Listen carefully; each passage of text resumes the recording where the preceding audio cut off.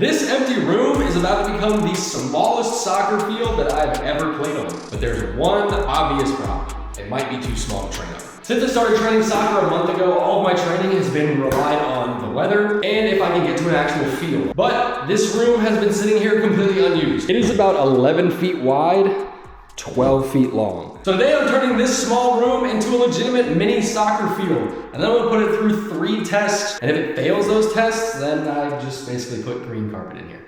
All right, we have everything we need. We have the underlayment that's gonna go underneath the turf. Tape that's gonna hold the turf down. We have the white marking paint that we're gonna use to draw the line, and the most expensive piece, the 12-foot by 13-foot piece of turf. Before I could install anything, I had to completely clear and clean the floor. And because every lump underneath this turf would become a permanent obstacle, I probably spent more time cleaning this tiny room than I've ever spent cleaning any room in my house. I also measured everything one final time because this turf was cut specifically for this room.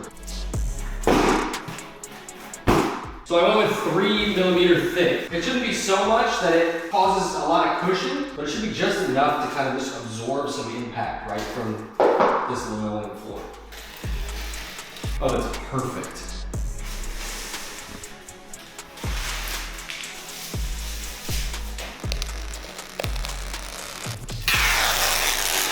All right, so this is gonna do exactly what I need it to. It's not gonna make it like obviously super soft.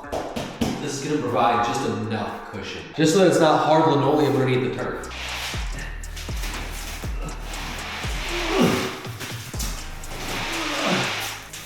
Oh God. Now comes the most important part, the turf. We're gonna have to trim it up to get it to fit. Oh yeah. Nice. This is cool. We need this as flat as possible. I can't get to my soccer ball. Sad. We're gonna make some big-ish cuts, try and remove some of this material. I'm not very good at this either. Never once have I done this kind of stuff. All right. Oh yeah. It actually rolls really good too. Enough mess around. This is everything cut to shape. I got as close to the wall as possible. We are so close. Now we can paint the lines. I didn't want to permanently glue this down, so I'm just using Scotch outdoor double-sided carpet tape. And we're gonna go around the perimeter. It should hold everything down.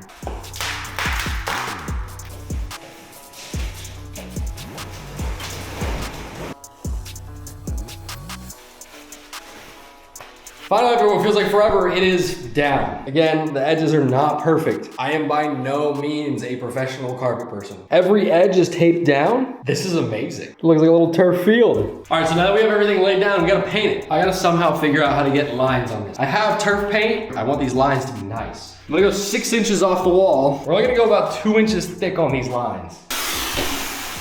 So I got majority of the tape lines down. You can see everything is pretty straight. The room is pretty centered. I measured 16,000 times to do this. Now for the circle, I'm gonna have to freehand that, so that's gonna throw this whole thing off, but it's really no big deal. Here we go.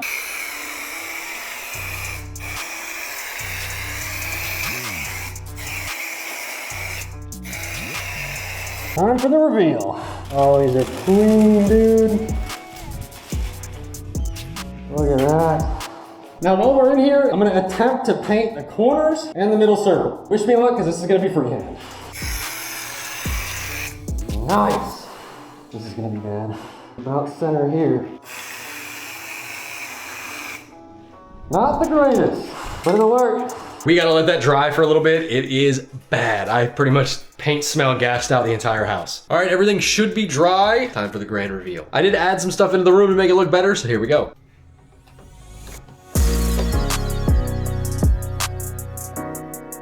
Here it is, the finished miniature soccer field. This is so cool. It is very small, but I think this came out absolutely awesome.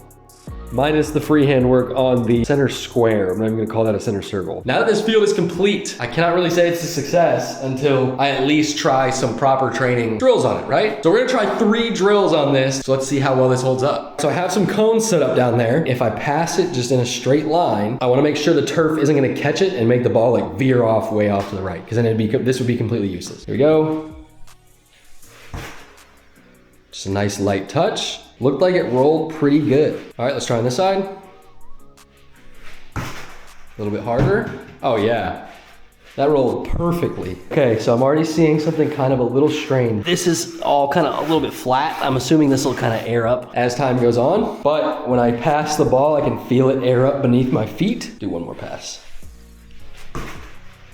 Just nice, light little pass. Eventually, I do want to put like rebound boards along the baseboard, but for right now, this is fine. Test number 1, 100% complete. I can accurately practice passing in here. Now, I want to try something with a little bit more speed. So we have a nice little line set up here, and I can see if I can dribble through this.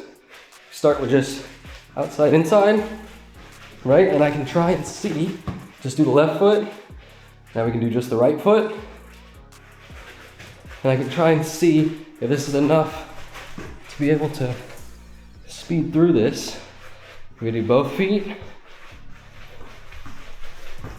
Oh, this is perfect. This is perfect to practice. Just a nice, just trying to work on footwork and light touches. Super light touches. Can't do anything too crazy. All right, just try and keep it nice and controlled. It is a little bit small for this. This is the longest section of the room though. I would say it works. All right, we can just do nice light touches, work, get it all the way around. Sweet. I still think that is a pass. In my book, that is a pass, right? Those really tight control, I feel like matter a lot. And the field's holding up great. I don't feel it shifting under my feet at all. However, the speed portion of it is tough to kind of get up to speed. For this last test, and I feel like this is gonna be perfect for it, because I can sit here and I can just get touch after touch. I can just move this around and just work on getting touches on this ball. I can obviously sit here and do toe taps. You don't need a lot of space for those. And another big thing I can practice in here is juggling.